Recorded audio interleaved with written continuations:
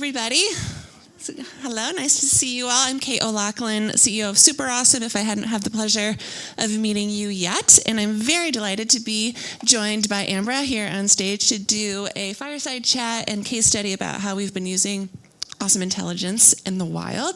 Ambra, would you introduce yourself a little bit to everybody? Absolutely. So in my role, I look after media for EMEA Universal Pictures. So in close collaboration with our local teams on the ground, we essentially run campaigns for our theatrical releases across all of Europe. And actually behind the campaign that we're going to be seeing today, there's a much bigger team.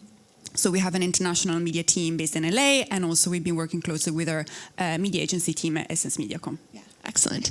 Well, thank you for introducing yourself, but you also need to introduce this guy. Oh, yes, there he is. Yeah, so Dogman is the protagonist of a very beloved, very popular series of kids' graphic novels. For anyone of you who's got kids, especially if you've got boys, you might be already familiar with it, but for anyone else, so Dogman, as his name says, is half dog and half man. He's got a very interesting, quite gruesome origin story, so bear with me on this one. So it all starts when a policeman and his dog get injured in this massive explosion, and the only way to keep them alive is to stitch the dog's head onto the man's body. And that's how Dogman comes to be. And he's a very dedicated member of the police force, very talented, but he does tend to do things like chase after people, kind of lick people's faces and play chase. But he does have a real knack for fighting crime, and in the film he goes after criminals, especially his arch nemesis, who is an evil cat called Beatty.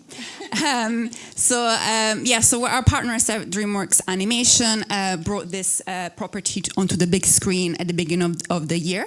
So we released the movie starting from a first wave of markets, including the UK. It was timed around half term, and then now we're getting ready to release it in a few more markets, including France and Germany, kind of in the lead up to Easter. And of course, our core audience was kids 5 to 12 and their parents, with a skew to boys. And this is very much where working with a partner like SuperAwesome came like a natural choice for us. It is gruesome, but it's hilarious. My son is a chuckler when he reads it, and he saw the film twice. He thought it was hilarious. And so we were very happy to help on Wave 1. We together ran media on YouTube and across mobile with some really great, cute units like this animated video. And just kind of focusing on YouTube in particular, in Wave 1, the performance was great. We had a 59% view through with, it was 17 points above benchmark, running in several different countries. And we were really pleased with the performance in Wave 1. It was great. But knowing that Wave 2 was coming, we wanted to do some optimization and figure out how we might do even better by taking a more audience-based approach. Because in Wave 1, as you said, we were really just focusing on all kids 5 to 12 with a bit of a boy skew, but is quite general. And we said, all right, how could we potentially make this more efficient, maximize performance by taking a more audience point of view? So what we did is we went and thought about the brand and said, all right, well, what kind of kids are probably going to be most resonant with Dogman? And so we came upon and we decided on using the pop culturists, both the younger and the older imaginative pop culturists, and the insightful ones too. And then we also looked at what might be some adjacent audiences. We selected the pop culturists because most of the fandoms that we see in data are driven by affinity for IP that comes out of TV and movies. And so we went with that as the seed. Then we thought, all right, well, let's look at some of the adjacent audiences that have overlapping characteristics and see if they will also help drive some performance and help us make sure that we're getting as much reach too, and finding kids that will also be excited about the release for Wave 2. And so we took those audiences and then we overlaid it on all the media that we ran in Wave 1 to see what the lift would be. and we were very delighted to see that it would have a big impact. We had almost a 7-point increase by taking this much more audience-based approach. And it was, I'm glad that we looked at the adjacent audiences and not just sort of the obvious seeds, because they overperformed too. And so we got some insights on like what are the drivers, what are the behaviors of these adjacent audiences to then really take a much more informed and insightful view at how we plan for Wave 2, which is launching just this week in 6 more countries, which is very exciting. And so Ambra, thinking about supporting the release of a big guy like this and sort of taking a bigger picture at all the theatrical releases that you do, especially when they're youth-oriented, what kind of challenges do you typically face in being able to use insights and getting to optimization? Absolutely. I think the challenges that we face are very much shared with most of the people who are in this room. So we want to be running campaigns that are audience first and data driven, but we struggle to really source that quality and reliable insight when it comes to kids audiences. So we do a fair bit of internal research, but it will never be enough. And so we really have to kind of complement that with some assumptions and some guesswork. And then the bigger challenge is to then turn those insights into activation and media planning. So again, we all want to be responsible advertisers. We want to comply with regulations and rules. So there's a marked difference in what we are able to do within the adult space when it comes to identifying cinema goers, and then what we can do with our younger audiences. So again, there's a bit of more kind of gut feeling that comes into place there. And then I would say the last challenge that we face as a theatrical brand, which is probably maybe different from some of the brands in this room, is that our campaigns tend to be quite short. Apart from maybe when we are advertising for franchise titles, where we're able to kind of lift learnings from one title and then apply them to the next one. But in most cases, especially when we have a new IP, we're pretty much starting from scratch. So it's really important for us to be able to optimizing campaign really effectively, because we only have really that one chance of getting it right. It's so fast-paced in working on entertainment brands. I know that a lot of the account managers that work with you, they're a little sweaty and getting ready for it, but being able to then do optimization, really on the fly is something that we know we wanted to do better and get better at. And so taking this audience-based approach, were you surprised that it got that kind of lift? And, how do you take an audience-based approach before to kid titles, and how does that connect with your general market approach? Yeah, I mean, we were very positively surprised to see what that potential for increased performance is. But in a way, I guess we shouldn't really be surprised about that, right? Because it makes a lot of sense. The theory really holds up. You're able to apply a much more nuanced approach to just have that kind of granular understanding of your audience, and that you expect that to have an impact on your media metrics. Going back to our usual approach, we normally have an understanding in terms of our adult audience. We apply kind of a mix of demographic, interest, and behavioral targeting, and then we kind of use those signals. We find them in the online world to try and identify those audiences, and then alongside that, we expand our reach with our offline kind of channels, because we need to get to a certain level of kind of reach to be able to achieve those box office targets. It's been incredibly challenging to apply that approach to kids. So this is a great step towards that kind of more data-driven approach. And we're trying to do it not, across multiple platforms, right? Being able to, as your point, be able to talk to the same kind of people, understand your reach, and getting that in multiple channels all at once. And so going forward in Wave 2, we're going to use this audience-based approach, find those pop culturists and find those adjacent audiences in YouTube and then in mobile gaming as well. Mm-hmm. And so, we've been talking all day today about just like the massive amount of content and how you weed through it and how do you find these, find the right kids in the trillions of hours of content on YouTube in particular. So, talk a little bit about what you think is the utility of taking audience approach when there is so much content, and, and also your view of orchestrating across platform when you're activating. Yeah, I mean, again, it's a jungle out there when you're doing contextual advertising on YouTube. There's just so much. Even if you're only really looking at the kids space. So it's pretty impossible to keep track of all of the hours and hours of content and all of those trends. So any tool that allows us to really dig deeper and open the bonnet behind what our audiences are engaging with, what makes them tick, is absolutely something we want to take on board.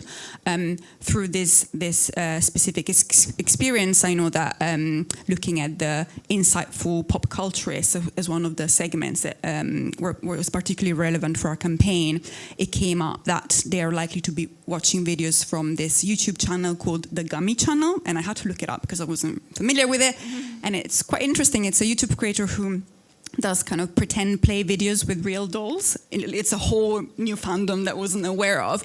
But, my point is we wouldn't have made this assumption just purely with our gut feeling. So it's great to be able to have some, data-backed insight that we kind of tag onto. And I think the benefits to this go above and beyond the specific campaign. So when it comes to optimizing our own creator strategy, for example. So, everyone works with creators. It's, it's very much a must. And again, it's about understanding which are those channels that are relevant, which are those trends that we need to kind of be working around. And then I would take it even a step further to think that there's benefits in even adjusting our own creative strategy. Mm-hmm. Because if we find that our audience is resonating specifically with like comedy channels, for example, when we're releasing a film like Dogman, we're able to, prioritize those pieces of content that really lean into that comedy, those jokes, that humor, versus maybe something that's a little bit more action leaning. And again, it makes the whole thing much more relevant for our campaign. So I really see the benefits of this really trickling down into several areas. Yeah. This is a little bit of off-the-cuff question, so sorry to ask Sure. it, but I'm just so curious in what you said there, in using your intuition and trying to plan for what kind of creative will be resonant. Our intuition is biased as grown-ups. And can you talk a little bit about, how your team tries to get into the mindset of youth? And, maybe that includes some wish listing of what you would like next so that you can really, get into the mood. Mm-hmm. No, absolutely. Of kids. Yeah, I guess, when we're starting on a kind of audience strategy, we're starting from what we know. And sometimes we're lucky that we're starting from an existing franchise. We look at those kind of genre affinities and, everything is connected nowadays, so we try and follow those kind of automated connections. But I guess again, what we're missing is some kind of validation to really tell us that those paths that we're following are definitely correct. So This is why something like this is really exciting. Yeah, the validation, at scale. My kids all be like, they'll say like, okay, Mom, I'm off the clock right now. No more research panel questions for me. But being able to do that at scale without now having to pay my kids an allowance for consulting is better, right? You'll inevitably have lots more youth-oriented titles coming this year and into the next few years. What is your wish list? Like, what are the things that you would like to have at your disposal so that you can be super effective in reaching the right audience? Okay, I mean, as you can imagine, we will have massive wish lists, but I'm going to be brief for the sake of time today. So I would say more and more audience-based insight, and that's across the board. So a campaign like Dogman focused on the younger end of the kids' audience, but for us, tweens, younger teens, the younger end of Gen Z is massively important as a film studio. So this summer we'll be releasing How to Train Your Dragon, the live-action reimagining of it, and Bad Guys 2. And these films tend to have a slightly wider age appeal, so we're really looking forward to trying an approach like this to see what we can learn about that kind of wider audience.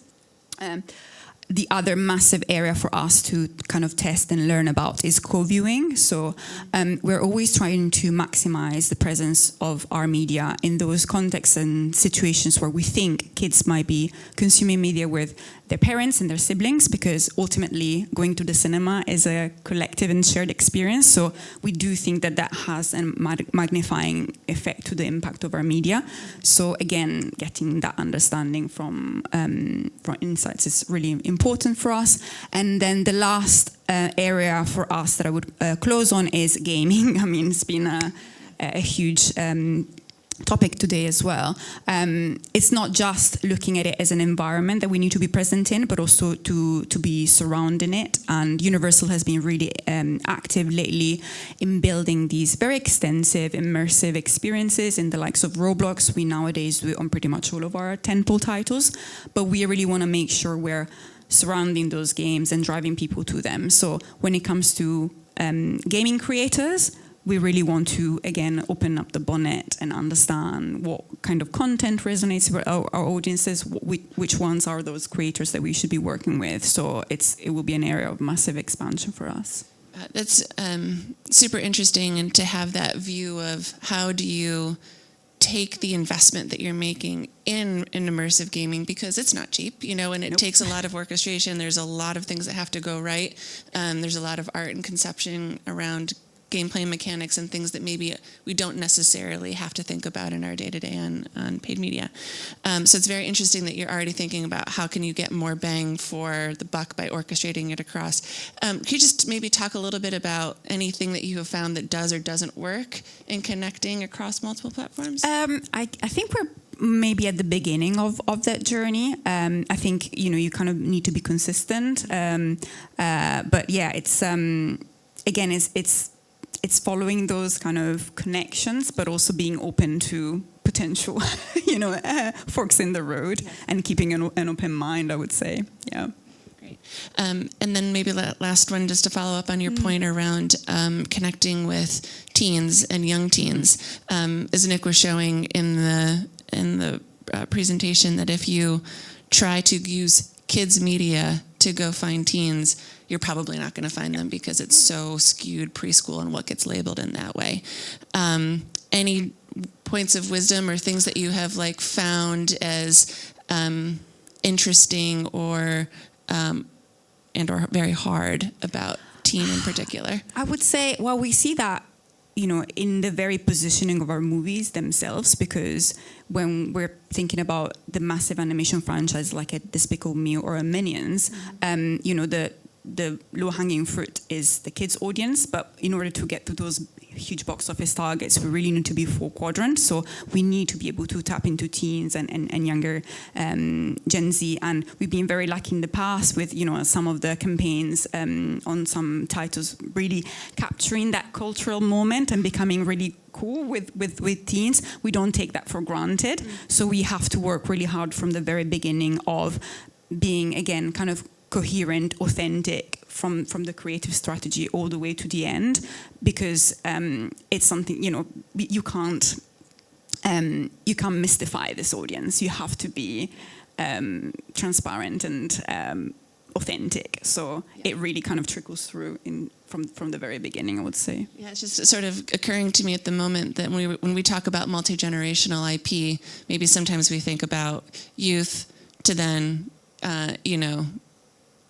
adult to parent and then to grandparent as multi-generational, but actually for a lot of your IP, multi-generational means school aged, and then the tween years, and then the teen years, because you have Minions or the Bad Guys series coming out just in that short amount of time in childhood to teenhood. So that's a very interesting view of multi-generational. Well, thank you so much. Thank you. Very insightful.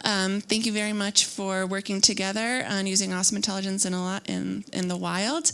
And thank you. Yeah, looking forward to the results of the next phase. Yeah. Great.